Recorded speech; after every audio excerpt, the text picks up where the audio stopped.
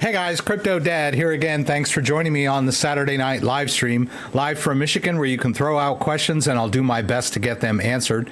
We'll talk about Bitcoin, we'll talk about the news, we'll talk about altcoins. I'm going to move some crypto around for you guys, and as always, I'll do my best to get to your questions and see if we can't answer your questions here live and troubleshoot your problems on the fly.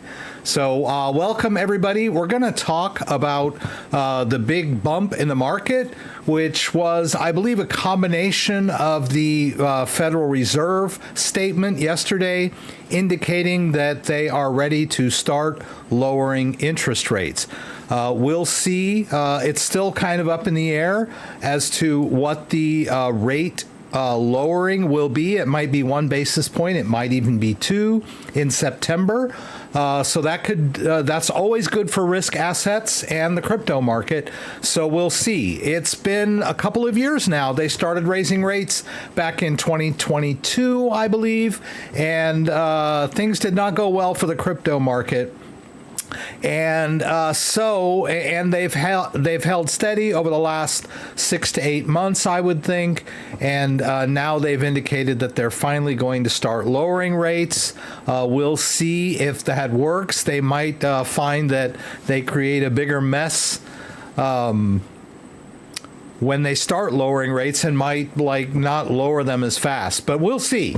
But that's good news for the market. And RFK Jr., Robert Fitzgerald Kennedy Jr., I believe his middle name is Fitzgerald, just like his dad and his uncle, if I'm not mistaken, announced that he is suspending his presidential campaign and going over and endorsing Trump. And also, it looks like he might have a high-profile place in the Trump administration due to this deal. And it's quite an interesting political event, and it's also quite an event for crypto enthusiasts because RFK Jr.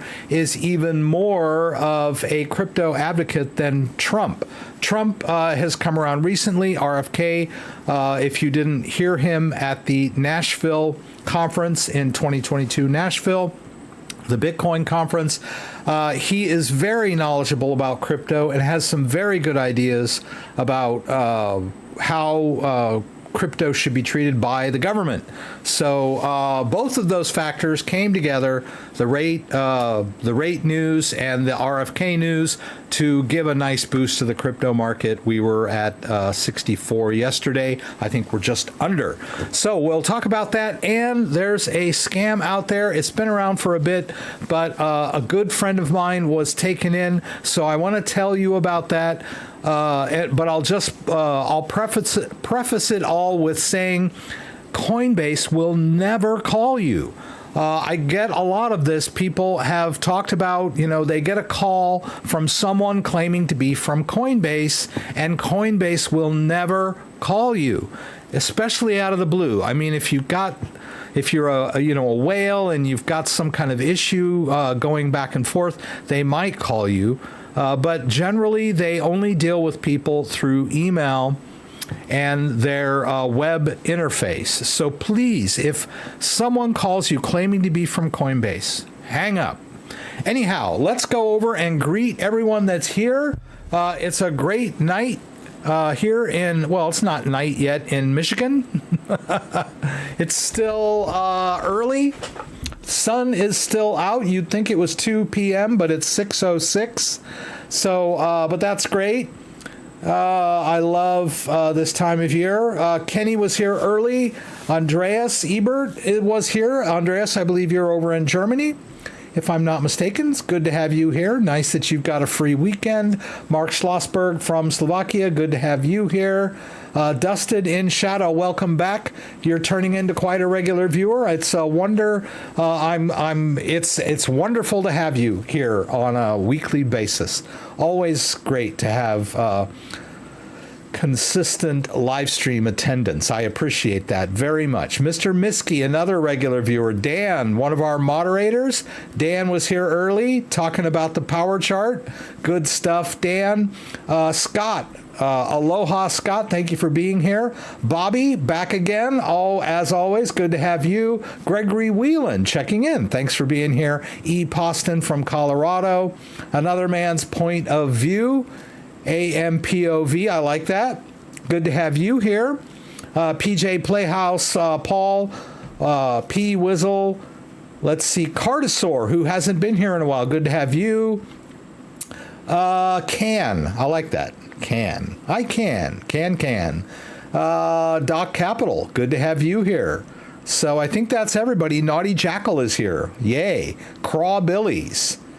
And AG Evermore Infinity. So, and anyone that's here just kind of lurking, good to have you here. If you've never been in my live stream before, there's a wealth of information and goodies in our description. So I have linked all of the news stories that I'm going to cover. There's an overview of what we're going to talk about. There's agenda of things I want to discuss. My latest video. Let's see if I can pull that guy up here, just so you can see what it is. Why can't I view my Bitcoin balance and make trades on my Stax device? There's a question that I got.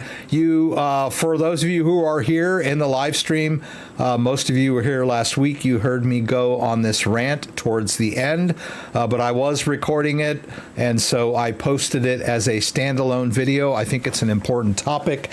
It's all about understanding what a hardware device does and is, and what it is not. It is not something that connects to the internet, and in order to do trades and check balances on your device, you would have to have it connected to the internet, which basically turns it into a hot wallet. But I have, over the years, got many frantic complaints of people that were saying that they could not see their Bitcoin balance on their Ledger screen. And I had to explain to them that you will never see your balance on your Ledger screen. And that was the old one, right? Now we've got the new Stax with the touch screen, and people think, oh, it should be doing more. Well, it does a lot. It does enough. So that's a great video. You should check it out. And a bunch of affiliate links for hardware wallets. I've done thousands of videos on lots of different hardware wallets. Don't ask me what the best hardware wallet is. I'm not here to make your decision for you. But if you want honest evaluation of wallets, then check out my videos, right? So the Trezor Safe 5, the Trezor Metal Keep, Ledger Flex, Ledger Stax, Tangem Ring is available for pre-order, Trezor Expert, one-on-one setup help, video help with your Trezor devices, Ledger Nano X, Ledger Nano S Plus still around, great values, Tangem wallets, Crypto Tag. Here's the news stories that I've got linked here, and I wanted to go down just a bit here. My recommended video is Cyber Skrilla, and he's talking about a scam. Let me see if I got it here. So there's this new scam that's not a very... I try to pause them where their face looks nice. I've watched myself on my videos and paused it and been horrified by the expressions on my face. Unfortunately, a 4K video reveals a lot about your face and your facial expressions. But anyway, this is a great video from Cyber Skrilla. He's talking about a new scam called Dark Skippy, and I'm going to go over that tonight. A recommended video from Cyber Skrilla. Also, if you need help with crypto, I am available through email for free. I am happy to answer your questions via email. I have several regular people that attend the live stream and send me emails, and I am more than happy to answer your questions through email. Also, if you think you need one-on-one tech support, I am available for that as well. That is consulting, so that would be a price for that. But if you feel like you need something like that, you're terrified, you need to do a restore, you need to help walking through crypto transfers, I'm your guy. So shoot me an email at thecryptodad.com and we can talk further. So let's jump into the news right now. The main story is Bitcoin surges to nearly 64K. It actually broke 64K earlier today. It's down slightly over the last hour or two, but it was over 64K earlier in the day. Adding to gains as RFK Jr. endorses Trump. The independent candidate is suspending his campaign for president and removing his name from the ballot in 10 battleground states. This is a very interesting strategy. I read kind of an analysis of this. Having a third-party candidate makes the vote interesting, and he has actually encouraged his supporters to vote in blue states and red states where their votes will not help or hurt either the Republican or Democratic candidate, because those states generally go blue or go red, and all of the electoral votes go to whichever candidate that state is from. But it's an interesting strategy because it will allow him to garner votes during this election, and with eyes towards maybe forming a new party if he can get a certain percentage of votes. So he's staying on the ballots in the red and blue states, but is pulling his name off the ballot in the what we call the battleground states, the states that could go either way, and encouraging his supporters in those states to vote for Trump. Because he did not want to be a spoiler and basically hand the election to the Democrats by staying in. So, as I mentioned, the Federal Reserve and Chairman Powell confirmed a monetary easing cycle will begin next month, which is also helping the crypto market. 3%. Now, the RFK, one of the reasons why it's helping the crypto market so much is because he is a crypto advocate. So not only is this political, but it's also people that are pro-crypto joining forces is good news for the community and, as it turns out, the market as well. Dusted in Shadow, thank you. Yes, indeed. Sometimes I forget to mention. Thank you for your donation, Dusted in Shadow. I sometimes forget to mention that all my news links are down there. So we got a lot of stories tonight. This is another story. Past rate cuts indicate potential crypto bull market, according to 21 shares. So take that with a grain of salt. There's a lot of market analysis out there. Correlation does not always prove causation, but it's a good indicator, right? So historically, rate decreases have tended to coincide with bull markets. So let's hope that happens with this new rate cycle, the lowering cycle. We'll see. All right. Also, big news in crypto asset Grayscale is offering AVAX token investment in new Avalanche Trust. I don't know all of the cryptos that Grayscale offers in their fund, but I know Bitcoin and Ethereum. I don't know if they currently have Sol available in any of their token investment trusts. But they are now going to be offering AVAX, so that's good news for Avalanche. It is an L2 Ethereum-based token. It's on the Ethereum EVM, the Ethereum Virtual Machine. So you might want to check out AVAX. Interesting story. But more and more cryptos are becoming mainstream. I think last week we talked about Morgan Stanley was recommending Bitcoin ETFs. So things are changing, guys. Good stuff. Kraken is a cryptocurrency exchange. A decent one. It's been around for quite some time.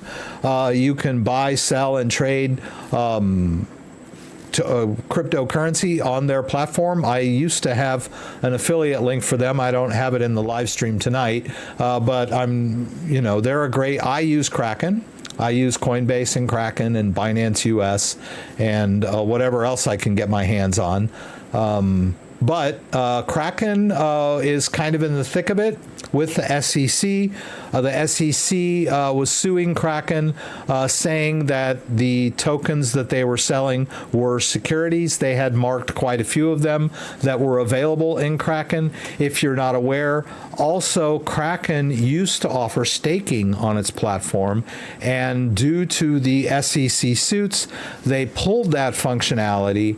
You could hold tokens on Kraken and then enable staking and earn rewards on lots of different tokens. They offered like 10 or 15 different tokens that you could stake on their platform. Of course, it was self-custody, but you could earn a pretty decent return on your tokens. They pulled that functionality when they got sued by the SEC, but this latest decision by the court sounds like bad news, but it's also a partial victory for Kraken, because their argument was that the SEC, the determinations that the SEC was making about tokens, whether they were securities or not, was hazy at best. What's the word? I lost it. No. I'm not going to be able to find it. It was some quote that they said about the SEC, but I don't see it in here. But you might want to read this article. Confusing at best, something like that, right? Interesting case. Looks like the tables are starting to get turned against the SEC. And however this election turns out, even Chuck Schumer has vowed on the Democrat side to propose sensible crypto regulation, but I'm not putting much stock in that. It seems like the true crypto visionaries are RFK and Trump. Kamala probably hasn't said one way or the other. Anyhow. Also, if you're interested, you might want to listen to RFK's announcement yesterday, which he broadcast live. I believe there's a shortened version of it on the Fox YouTube channel. But I believe the full video is on PBS. I'm sure if you just Google it, you can find it. Quite an emotional address. Many people said it was one of the great political speeches. You may not be a fan of RFK, but it's a good speech, right? If you have any place in your heart for the Kennedys and what they represent, the hope of to this country, there's a little bit of that spirit in his speech. You might want to check it out. Polygon Discord channel hack team works to regain control. I've been getting a lot of questions about Polygon, and Paul was kind enough to send me a link with a little more information. But if we go over here and look at, whoops. Oh, come on. You were almost there. There it is. They are changing to POL, which actually makes more sense. It was kind of weird that the Polygon, the name of the token was Polygon and the ticker was Matic, and also that it was the Polygon network, but the token was Matic. So it was a little confusing. It makes much more sense that they call their token POL. I believe they're also... this name change entails some blockchain upgrade of some sort. I don't know. And I'm planning on doing a video on this because I'm getting a lot of questions about it. But the good news is if you are holding your Matic token on the native Matic platform, which you may or may not understand, but Matic started on the Ethereum blockchain. It was an ERC20 token, and then it migrated over onto its own L2 chain, the Polygon chain. And if you are holding Matic on the Polygon chain, you don't have to do anything. If you are still holding ERC20 based Matic, there's something you have to do. There's a process. I think they probably have some sort of migration site. Someone had asked me about it in email. The easiest thing to do would just be to send your Matic to Coinbase, deposit it in Coinbase, because Coinbase will still accept Matic as an ERC20 deposit. And once you get a token on an exchange like Coinbase, it basically becomes Joker's Wild. In other words, if you deposit Matic on the exchange, you can put it in any format that you want. So as you'll notice here, I've got it on the Polygon network, but you could just as easily deposit it on the Ethereum network. And so drop your Polygon into your Coinbase account, and then once it's in there, you can withdraw it in any format that you want. I don't think it's gonna, okay, yeah.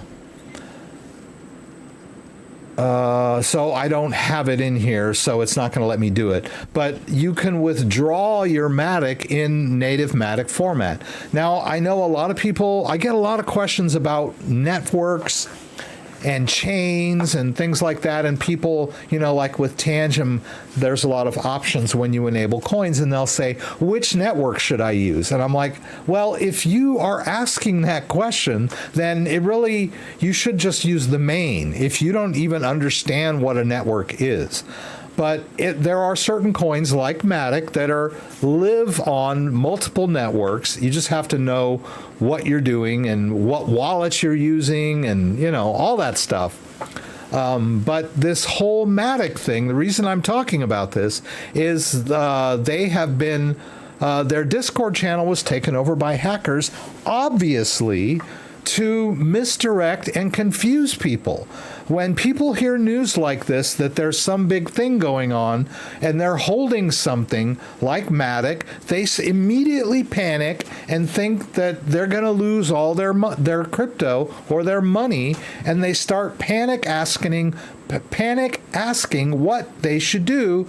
And so this is prime territory for a scammer to come in and misdirect them and tell them, hey, give me your seed phrase or transfer your coins here and we'll convert them, and all kinds of scams. So these scammers managed to hack into Polygon's Discord channel in order to obviously to scam people, right? So you have to be very careful in the crypto world who you listen to. Here it is. I'm just going to put it out there. Crypto is self-custody. So if you are in crypto and your modus operandi is ask somebody, you're in trouble. Don't be in that mode of, I got to ask somebody for the answer. That is not the way to deal with crypto. Do your own research. DYOR, do your own research. Don't just look to some expert to give you the answer. I get that a lot. It's frustrating for me. People are always saying, just tell me, what hardware wallet should I buy? Just tell me what coin I should buy. I don't know what to do. You tell me. That is not the right attitude for a crypto user to have. You need to take control of your crypto and your life. Be mindful. Self-custody, self-awareness, self-responsibility. That's what crypto is all about. Don't just be out there looking for someone to ask. you're going to get scammed. That's prime territory for a scammer. Okay, I'm blue in the face now. I'm just going to talk about this story here, Proof of Ink by Gavin Wood. Apparently, it's some sort of crypto, I don't know what you would call it. It's a way to, it's a digital ID that you tattoo onto your skin. I have no tattoos. Most people like tattoos. I see people with tattoos all over the place. But I don't know that I would, how secure a digital tattoo is going to be. I mean, someone could just grab your arm and scan it, but I don't know. It's a new thing, but I thought that I would that I would just give you a link to this story. Now, before I go into the dark Skippy, let's go over here. Whoops. Sorry, guys. I wanted to talk about a dear friend of mine that got the Coinbase scam. This was very heartbreaking for me to hear about, but I wanted to give you an overview of what happened and how to avoid it. So I've been working with this gentleman for several months now, doing crypto tech support. And he's a great guy. He's very intelligent, but he's not very crypto savvy. And so a couple of nights ago, I can't remember exactly what night it was, I saw a text from him saying, please call me immediately. And I thought, well, this doesn't sound good. Something must be wrong. And I got on the phone with him, and he said, here's what happened. I got a call from someone who said they were from Coinbase. And as soon as he said that, I said, that guy was a scammer. Coinbase will never call you. And he said, I know, I told him that, but somehow the guy was able to convince him. If you've ever seen The Beekeeper with Jason Statham, you will see a great example of these types of scammers. The very beginning of the movie, the nice, kind lady that was giving him a place to live over in the barn or whatever he was doing his beekeeping was scammed by professional scammers. And they showed these hot houses where there's like lines and lines of computer terminals and all of these scammers that are scamming people on phones, right? Calling people up and convincing them to give up their bank information or whatever. So unfortunately, my friend fell victim to this guy. He said that he was on the phone for 3 hours with this guy. So the scammer was very patient, and the line or the hook was that, hey, there's a problem with your Coinbase account, and we need to lock it up. We need to make it secure. I'm not here to take anything from you. I'm not going to ask you to transfer anything to me. I just want to help you secure your Coinbase account. Now, I'm thinking that perhaps sometimes these guys can gain access to people's Coinbase accounts, although Coinbase makes that a little more difficult now than they used to with two-factor authentication. But as I mentioned, my friend is not very crypto savvy, but the scammer was very patient, and at some point they repeat, and he gets more frustrated. He raises the fear level, and finally he said, look, there's another way we can do this. There's a shortcut.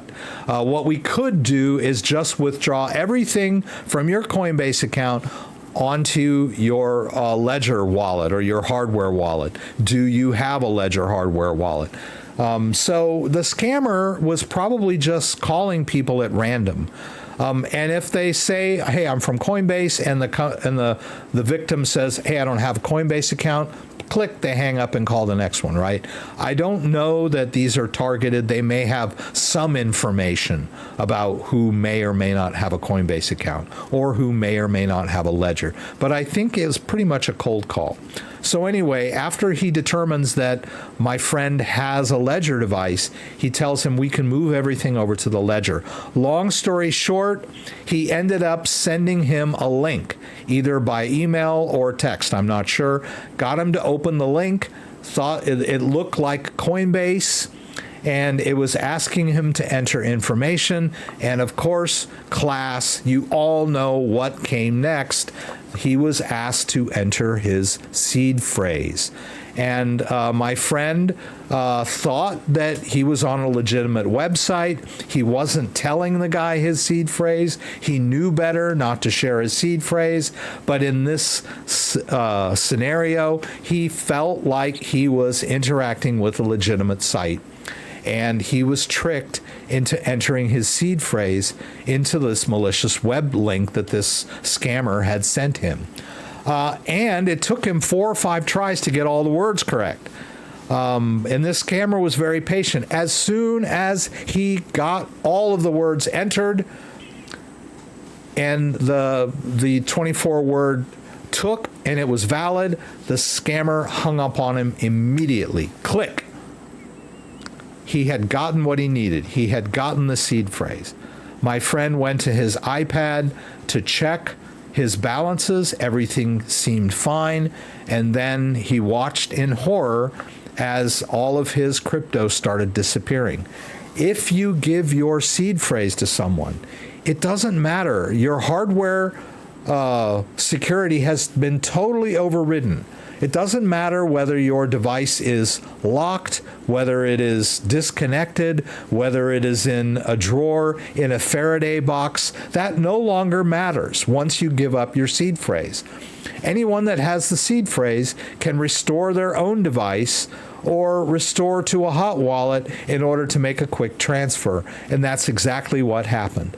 All of his Bitcoin was drained and all of his Ethereum was drained. He was staking in the Ethereum in Lido, but the scammer was able to withdraw all of that. I'm not sure exactly. He probably just withdrew the ST ETH because you can unstake it anywhere. Because I believe there's a 3 or 4 day wait to unstake Lido. So he probably just withdrew the ST ETH.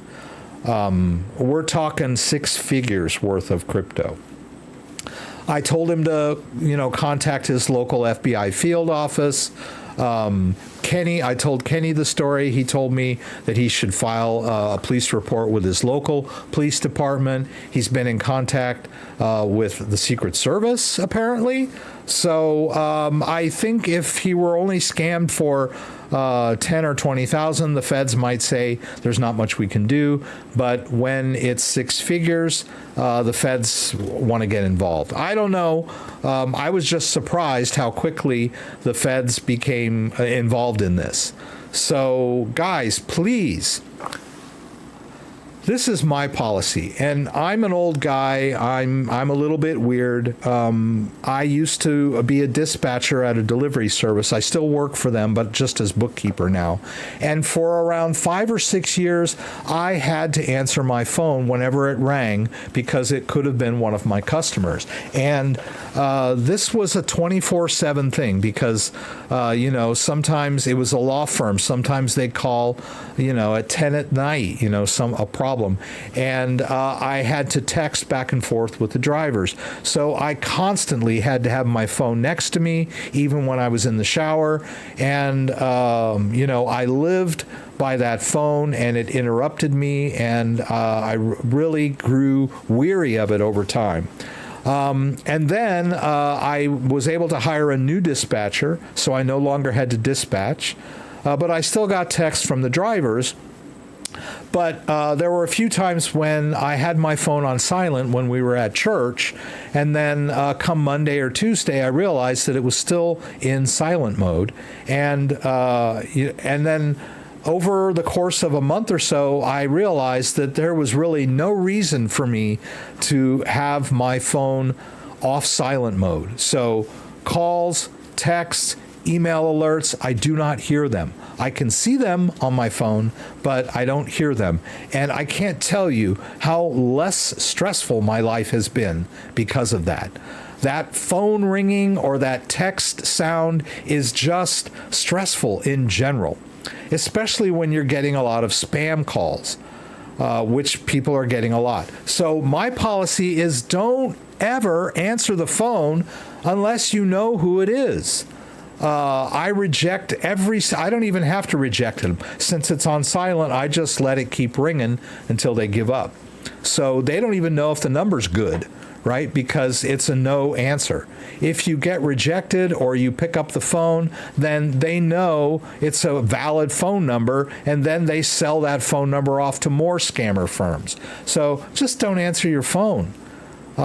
Anything that you get on your phone, it does not, you don't need to hear it, right? You can keep your phone around and just check your messages a few times a day, and life goes on. So that's my thing. Don't answer your phone. Coinbase will never, ever call you guys, please. And don't listen. I mean, I've heard other scams too. A nice couple that we know here locally was scammed into getting up in the middle of the night, getting dressed, going to their car, going to the bank, withdrawing $8,300 worth of money, and going to a Bitcoin ATM. I don't know. The scammers have very persuasive people, and they have an answer for every objection. So please, guys, do not get sucked into this stuff. I don't know how many, and first and foremost, and at the top of your list, never, ever, ever reveal your seed phrase to anyone for any reason. Don't talk about it. Don't put it in a text. Don't type it anywhere. If you ever needed to do a restore, it gets entered onto your device. So please, there is no reason ever to type your seed phrase into any website for any reason. I cannot stress this enough, guys. Please don't reveal your seed phrase to anyone. I hope you enjoyed this short presentation. Wow. I mean, it's just insane. There are so many lowlifes out there calling vulnerable people. And it's not just crypto. They're calling elderly people and threatening them with arrest, prison, tax violations, all kinds of crazy stuff. And, you know, these people are... they're good people, and they don't suspect that a scammer would call them because they grew up in the era of, you know, when your phone rings, you answer it. So, guys, please just don't answer your phone. Yeah, do not disturb is the best, I periodically go through and call my phone messages. And, you know, in the course of half a week or a week, I've accumulated like 8 or 9 voicemail messages, and they are all scams. Jeez. Yeah. My parents text me. They don't call me and leave me messages. My wife texts me when she wants to get through to me. If my wife calls me, I will answer it. But yeah, I don't answer my phone pretty much for anything. Let's talk about Dark Skippy. Let me see if there were any questions here. So yeah, we're here for tech support, education, scam alerts, that kind of stuff. That's what I do. How to use wallets, that sort of stuff. I've got a little wallet over here that I would like to open up for you guys. I'll do that in a second. But I just want to see what's going on. What if my Matic is staked, pardon me. I do that a lot too. I get stacked when I'm dictating. If it is stacked, I don't think you could send stacked Matic to Coinbase. You would have to unstake it. Now, I don't know what platform you have it staked in, but most of the time you would need to unstake it. Now, there's a post here that talks about, from Polygon, with a little video on what to do with your, well, I don't know if this is it. but they have, if you've got Matic on Ethereum, then action is required. Upgrade to pull through token migration contract. So there is a token migration contract from Ethereum-based Matic to Pol, but I would assume that it would need to be unstaked. So if you have it staked, then just go ahead and unstake it. I'm not sure if you're on a DEX and you have it staked, there might be an unbonding period, depending on how you have your Matic staked. If you're doing native Matic staking, you're fine. But if somehow you had Ethereum-based Matic staked, then you will need to most likely unstake it before you can use this migration contract. But I'll look into this a little more. I know that Paul sent me a link, and I'll check that out. But this is prime territory for a crypto scammer, and even savvy crypto people can get sucked in by this stuff. Eventually, I mean, especially when the Polygon Discord channel gets hacked. These people pretend to be from Polygon and misdirect people. So always be aware of that. Another thing about scammers is they always give you time pressure. So if you are talking to anybody or dealing with anyone that is putting time pressure on you, I usually just end it right there. As soon as I feel time pressure, I know I'm getting scammed, right? So they're hitting you with, if you don't do this now, this could happen. That's time pressure. Learn the red flags, right? Time pressure, fear, and greed are the big ones, right? They're going to hit you with, you could lose your assets, fear, or you could gain a lot if you do this right away, but only if you do it now, that kind of stuff. Those are red flags for scammers. So just put yourself in a mindset not to get scammed. And one of those mindsets is don't always look for answers elsewhere. Do your own research, formulate your own answers, and just don't be looking for answers from some other one person, right? Read lots of articles, watch lots of different YouTube videos, whatever you need to do to formulate your own opinion. But don't be so fast to look to someone else for an answer, right? The Beekeeper was an enjoyable movie. Yeah, it was a good movie. A lot of action, right? Always happy to get the news and education from you. Thank you so much for that. Telecom company security is weak. Yes, always keep your phone on Do Not Disturb. They trust the security of the government. LOL. You can never say enough about proper security protocol. It's always a great reminder. Great, thank you. Change passwords every 3 to 6 months. Yeah, two-factor authentication. There's a lot of talk about passkey. Passkey. I'm a little leery of passkey.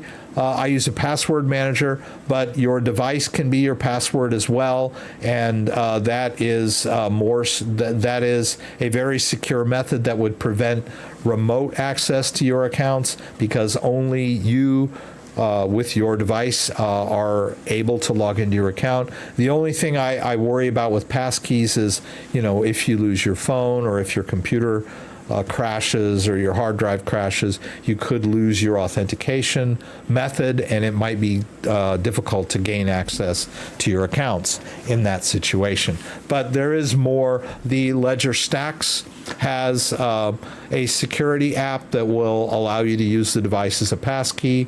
More and more devices are allowing this. The OneKey is going to allow this as well. I'm not sure about the others.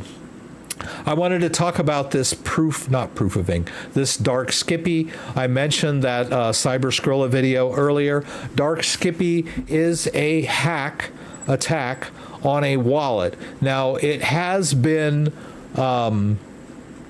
verified as a possible attack. This company, let's see if I have their website here. It's a small group of researchers. darkskippy.com. I put the link down in the description. So this is their website where they talk about this attack. Basically, with malicious firmware on a hardware device. And that's a stretch right there. It's pretty difficult to get malicious firmware on most of our modern hardware devices. So I like to put that out there right away. Most hardware devices, especially the Ledger, that run all of their operations in the secure element, are invulnerable to attacks like this. There are a lot of devices that use secure element chips. Now, not every hardware wallet out there does all their operations in the secure element chip. A lot of them have coprocessors that could or could not be vulnerable to this attack. So I'll put that out there right now, is that most of the mainstream hardware wallets like the Ledger and the Trezor Safe 3 and the Trezor Safe 5s have secure element chips. Keystone Pro 3, OneKey, all have secure element chips. They are immune to this type of attack. I don't know, nothing is totally perfect, but they are largely immune to this sort of attack. And before I get too far into this, I should also mention people have irrational fear. Like people that are afraid of flying don't realize how safe aircrafts are in general, right? It's kind of an irrational fear. You've heard this a million times, but you're in much higher risk of getting into a car accident than you are a plane accident. So, but people fear the unknown. People fear things that they don't understand. And so this whole idea of there's some crazy malicious thing happening on my hardware wallet that's going to steal crypto from me is not your greatest risk. That is a very small attack surface. Even with this dark Skippy, we're talking about, and this attack has never been seen in the wild. It's merely been proposed and demoed, right? But it has never been seen in the wild. And as I say, it relies on a lot of stuff. But the main thing you should be worried about is securing your 12 or 24 word seed phrase and your personal OPSEC. That is much more important than obsessing about these like crypto hacker attacks, right? But I'm bringing this up kind of to give you some exposure to it. It could possibly be something that needs to be addressed. But as I said, it has never been seen in the wild. It is simply a theory that has been demoed by this group of researchers. Basically, what happens is if your wallet has been infected with this malicious firmware, the signing process is altered or corrupted so that during the signing process, a piece of the private key or seed phrase is leaked into the authorization transaction that goes out onto the blockchain, and conceivably with 2 to 4 transactions, the entire seed phrase of the wallet could be revealed. It's of course encoded in these transactions, but the attackers could monitor the blockchain and look for any transactions that contain their codes and recreate seed phrases. This is basically the attack. I know it's very complicated, but it is a possibility, right? They've demonstrated that it is possible. Also, I have another article here, which is kind of a breath of fresh air. I always look for articles like this where it talks about the feasibility of the attack and whether it's something you need to worry about. Now, there is a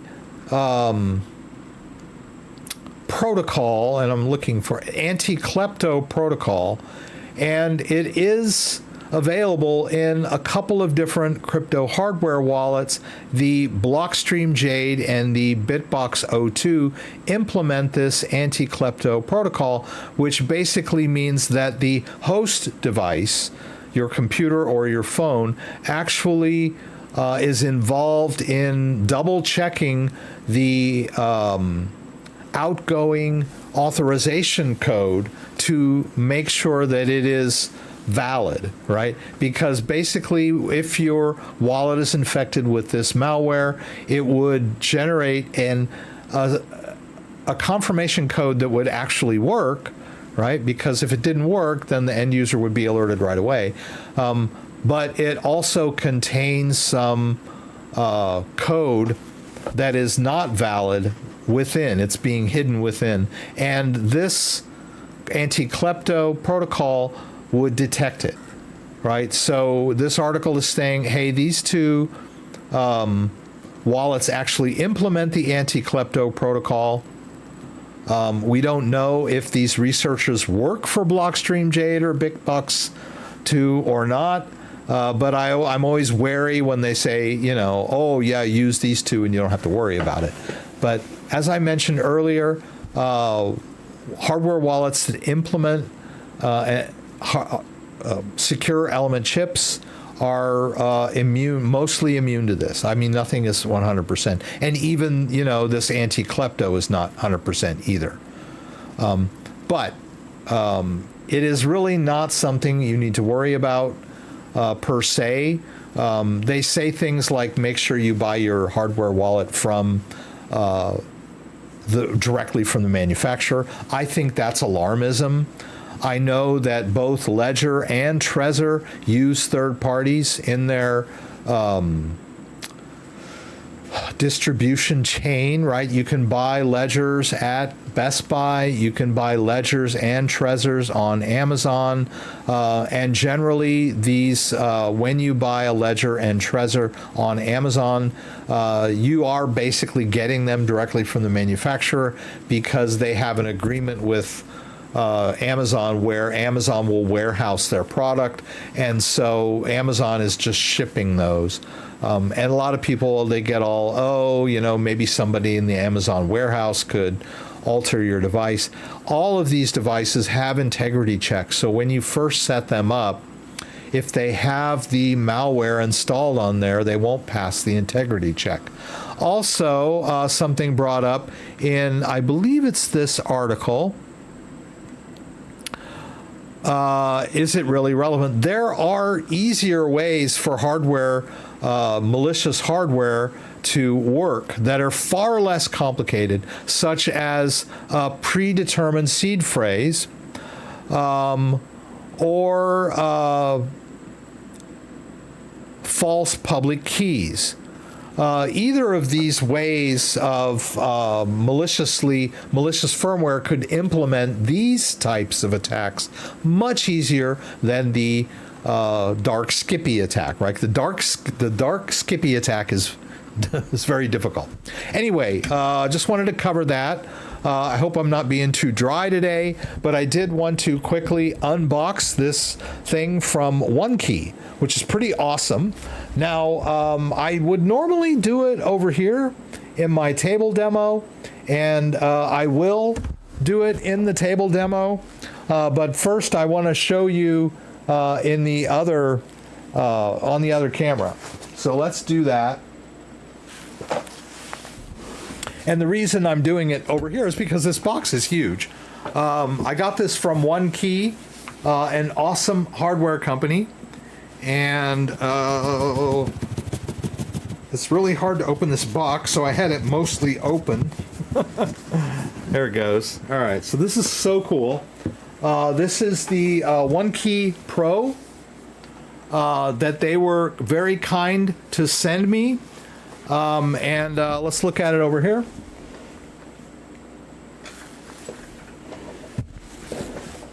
All right, you can see it here. I'm just going to move this a little so you don't see the cable to the best of my ability. Oh, there goes my camera. Okay. Okay. Oh, there's cat hair. Okay. Well, that's what happens when you have a cat. That looks like dog hair, actually. But anyway, here we go. This is the crypto hardware wallet, the OneKey Pro. They've included this nice little thing that they were sending me a customized version. So we're going to crack it open and see what it looks like. And then underneath here is some swag, pretty cool swag. This, I believe, is a charging plate, which is totally awesome as well, a wireless charging plate, because this is supports wireless charging, so this is totally awesome. I think if you were to buy the OneKey Pro, you might have to get the charging plate separate. And I believe this is made by, this is made by OneKey, but I believe it's compliant with the wireless charging. So if you have a wireless charger, it's probably going to work for you. This is really awesome. This looks like a copper, if I was still drinking Moscow Mules, this looks like a good cup for it. But it looks like stainless steel. It looks copper color on the outside. But it's definitely awesome, and I'll definitely drink my coffee out of it. And then this little beach towel, which is awesome. I think they're a really cool company, and I love it when the hardware guys send me swag. I love swag. It's pretty cool. So let's crack open this wallet and see what's inside, right?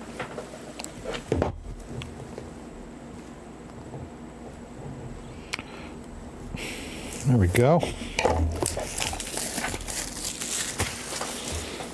All right, mentioned it does employ a secure element chip.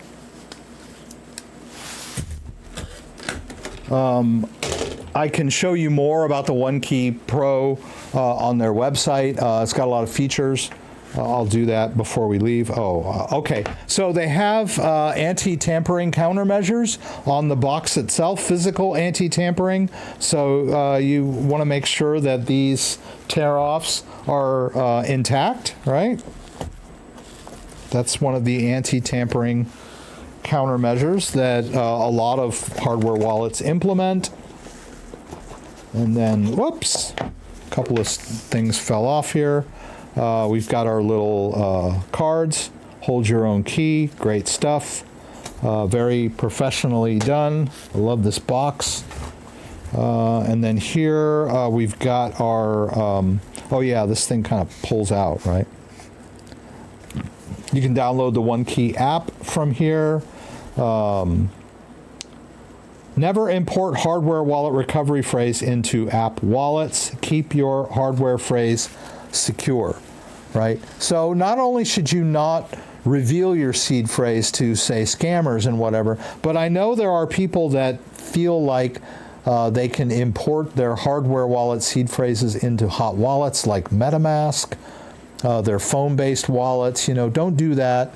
A hardware wallet seed phrase is for your hardware wallet, so don't pull it into other apps or hot wallets, because you're basically overriding the security when you do that. So please don't do that.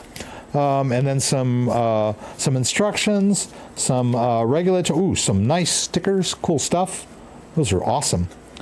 And then multi-language support here. They're basically just telling you to go over to their website. I totally get that. Right? That's really good. And let's see what we got. Of course, we got our recovery sheet. Couple of them. You can write your recovery phrase down on whatever you want. You can use paper, or you can use their cards. I would label these cards, put the date on there.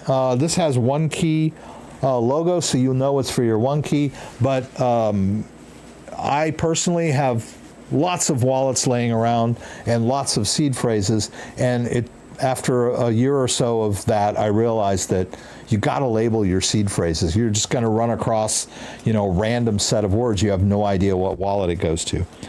So be careful when you're writing your seed phrase down. Or you can use metal medium, stuff like that. let's take a look at this. Now also they have the laser tape. That's another anti-tampering countermeasure there. So make sure that this is intact as well. All right, we'll remove that. Oops, okay. Oh yeah, this is nice. Okay. Oh my God, it's got my picture on it. These guys are so cool. Look at this. This is really awesome. Let's see if I can get it out of here. Whoops, well, it's out now. So yeah, this is so nice. It's very, it's like glossy and hard, and it supports air-gapped transactions as well. It also comes with a cable. I think you could conceivably use it with the OneKey app connected to your computer. It's a USB-C connector. So it will, I don't know if you can do transactions by connecting it to the OneKey, but you could do your firmware updates by connecting it. Another thing that I'll mention about, and air-gapped is great, but the whole, the concept of air-gapped is a little bit of security theater, so to speak. The USB cables that connect hardware wallets to your computer are designed to only allow properly formatted crypto messaging back and forth, right? You can't send malicious code across that USB cable. Now, we talked about Skippy, but even that, the countermeasures of secure element chips would reject any kind of malicious code trying to go back and forth across your USB cable or Bluetooth for that matter. But a lot of people like air-gapped wallets and air-gapped transactions. They feel they're more secure because it doesn't touch anything. But even an air-gapped wallet needs to be updated. And so they are not complete. There's no way they can be completely air-gapped. You'll still have to download updated software, put it on a SD card, and then put that SD card in your device to run updates, and that's an attack surface. It's not a huge attack surface, but it is an attack surface. So keep that in mind when you talk about air-gap. But this is just a really awesome wallet. If we go over to their website, OneKey, you can find out more about this wallet. I don't even have an affiliate link for this wallet yet. I'll get one. But if we go to products here, this is their new OneKey Pro. Very awesome state-of-the-art wallet. Looks great. It looks like I got the, they have the silver and the black. And I guess mine is black around the edges, and then I have that awesome picture on the back of mine. So cool. I love it. So they have EAL secure element chips. It looks like they integrate 4 pieces of EL6 certified secure element chips. So it's a state-of-the-art wallet, supports air-gapped signing with camera. We talked about that. A very secure way. One-touch finger unlock, biometrics. So 278 bucks. So not cheap, but not 400 bucks like the Stax. It does have a touchscreen on the face, so it is touchscreen. It can display your NFTs, and it works with their software. As far as I know, I haven't actually tried to set mine up yet, but there is a OneKey desktop. There is also a OneKey phone app as well. And so you can see I have the OneKey Classic and the OneKey Touch set up in their software, and I should most likely be able to do the OneKey Pro as well. So looking forward to that. Let's see here. Don't see a whole lot of. You probably have ever hardware wallet in the market now. I think I do. Before I sign off, and it's been great being with you guys, I did want to bring up a new class of wallets that I personally have kind of been wary of in the past. I'm not a huge fan of MPC wallets, but there are a lot of them coming onto the market now. MPC stands for multi-party computation. And instead of seed phrases, the private key is stored on the device, but you can have multiple devices set up for recovery situations. So in the case of the Zengo wallet, you basically have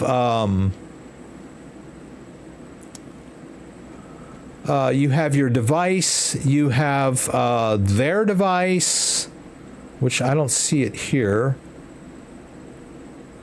I thought it was actually a piece of hardware.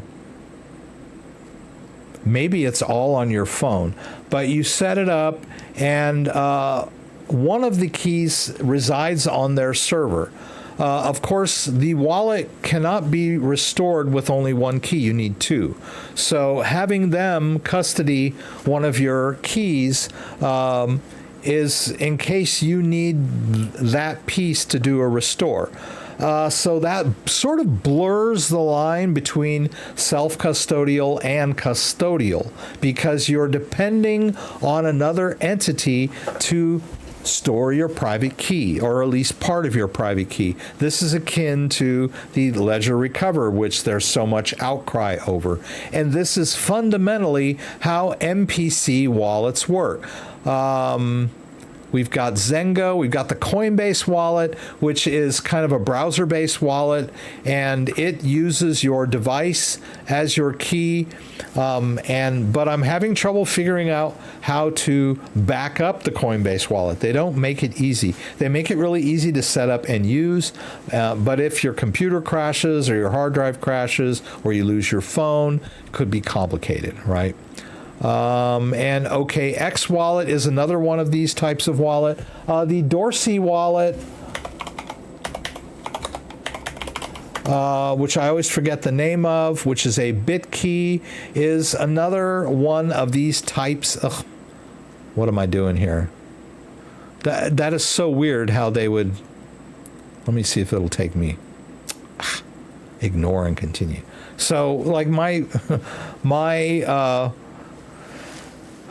antivirus thinks it's malicious, right? But this is, But anyway, the BitKey is very similar. It's like this little device here, and that you use with your phone to authorize transactions. And should you lose your device or your phone, there is another key stored on the BitKey servers out there in the cloud somewhere that will allow you to do the restore. You need 2 of 3. So I've always been a little leery of these kind of wallets. They sort of violate the spirit of self-custody because you're allowing someone else to sort of be a backup for you or custody. But hey, and there's another wallet company that I believe Rider One. Yes, I might do a video on Rider One. I have some contacts that are telling me that they know the people at this company, and so I might do a video on this Rider One MPC wallet. I'm starting to come around. Crypto self-custody is evolving. There are a lot of people out there that just don't have the mindset of self-custody, and they need that backup or assurance that if something were to happen to their device, that there would be somebody out there that can help them recover, rather than, hey, if you lose your seed phrase and then you're screwed kind of thing. Also, what's cool about Rider One is these little devices can be distributed to your friends and family, your social circle, so that If you lose your device, you can buy a new device, and then the device that one of your family members happens to have can be used to do your restore. So if you lost your device, you could ask your family member, hey, can you give me that little thing, and I'll do my restore to a new device or whatever. So it's kind of an interesting concept. A new paradigm in self-custody and hardware wallets, but I'm willing to explore these opportunities. So I might be doing some videos on MPC wallets in the near future. We'll see. What was it? MPC, right? I always think of NPC, N as in Nancy PC, which is non-player character. But that term gets used for people in the world sometimes too. But this is M as in Mary PC based wallets, right? Multi-party computation. Interesting. Anyway, I see there's a little question here.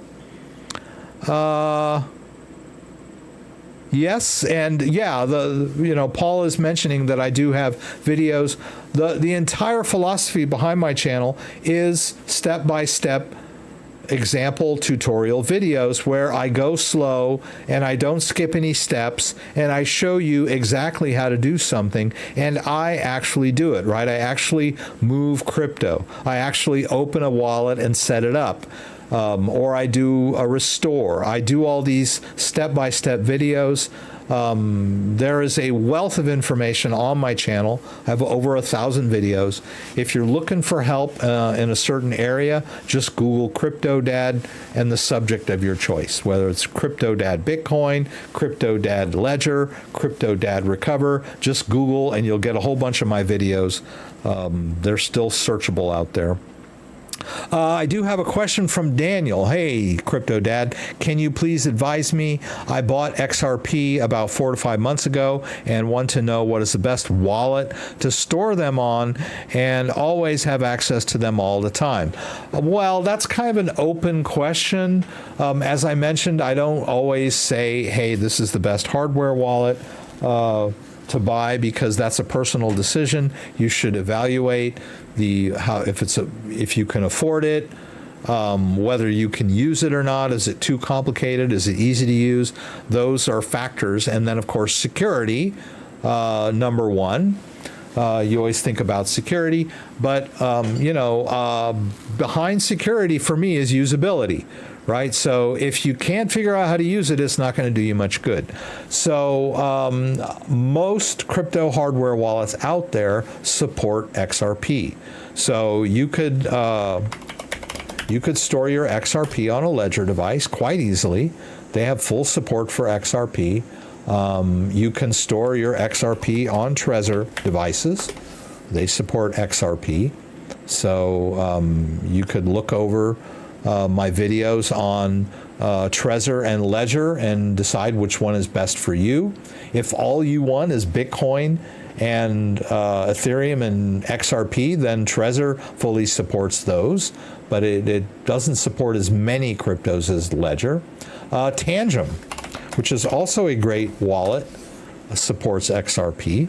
You can use Tangem. I love Tangem. Its usability is high, very high. This is excellent. It's an excellent, very easy to use wallet, supports XRP. Just about every wallet, hardware wallet out there supports XRP. Keystone,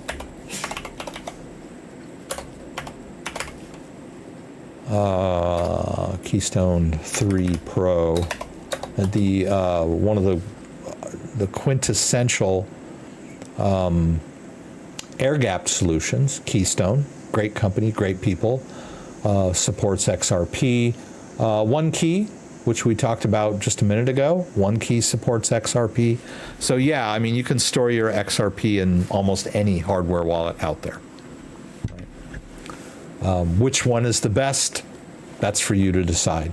I personally, as far as security, prefer Ledger just because of their architecture, but that's just a personal opinion. Usability is on their Ledger Nanos is a bit on the low scale. I'd say that's around a 5 or a 6 usability. whereas Tangem has very high usability. You might be more comfortable with a Tangem. You would definitely be more comfortable with a Ledger Stax or a Ledger Flex. I rate those very high on usability, up in the 8 or 9 here. I don't know that anyone is at 10, but these are a joy to use, but they are more expensive. So you'll have to decide how much money you're willing to spend and how technically proficient you are, right? Don't just go straight for security. A lot of people lose crypto because they're only thinking about security. They take advice from people on the most secure wallet, and then they go out and buy a cold card and they can't figure out how to use it. Or worse, they somehow manage to get their crypto in, and then they can't figure out how to get it out. And then they do something wrong, reset the device, lose their seed phrase, and lose their crypto. So choose a wallet that you can use, right? Don't just go for the most secure wallet out there. Don't listen to anybody. Evaluate. Listen to, do research, listen to a lot of different people, go on their product sites, read about their products, and make your own decision, right? That's it. It's been great tonight. I don't think I muted the mic once. Good stuff. Let's see. I want to thank Kenny, as always, for the news. Thank you, Andreas and Mark Schlossberg, for being here early. Thank you, Dan, for moderating. As always, it's wonderful to have you in the stream. It's always a comfort. Thank you, JDO, wherever you are. I didn't see you tonight. You may just be lurking. I'm not sure. If you did say something, I don't see you in here, but wherever you are, thank you so much for everything you do. JDO is one of our other regular moderators. Let's see. Thank you for donations from, let's see, who do we have? Dusted in Shadow. Thank you again for your generosity. Thank you for all of the questions. I appreciate it. Thank you for just being here and watching. For those of you who are watching the video after the fact, thank you so much. I appreciate it.